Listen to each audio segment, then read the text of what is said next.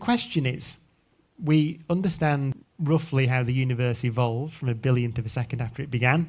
We understand how solar systems form. Indeed, we've seen many other solar systems forming.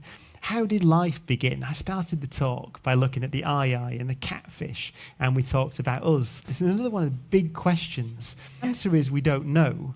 But again, this is an area that research is very active in now. So if you're interested in biology, rather than physics or chemistry or astronomy, biology is moving at an increasingly fast rate. And there are really strong, firm theories about how life began. Don't know for sure.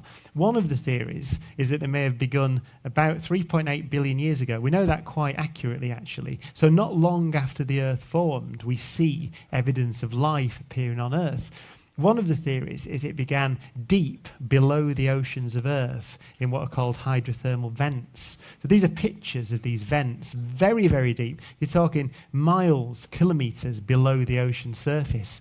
And it's where little undersea volcanoes, essentially, from the heat from the Earth's core, driving up through the ocean floor to make these structures where you get super hot water, minerals, all sorts of things like carbon, all the things you need to make life are cooked almost in these environments.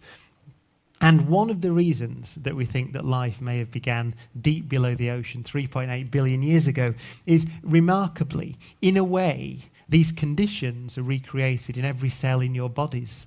So every cell in your body now, if you look at your finger, or you look at your arm, or you look at your friend sitting next to you, the cells in their bodies are doing some of the chemistry that we think occurred on the Earth 3.8 billion years ago. It's not the chemistry of the Earth today. The Earth was a very strange place 3.8 billion years ago. The oceans were very acidic. There was no oxygen in the atmosphere because there were no plants to put the oxygen into the atmosphere. And yet, in a way, our cells in our bodies are recreating those conditions.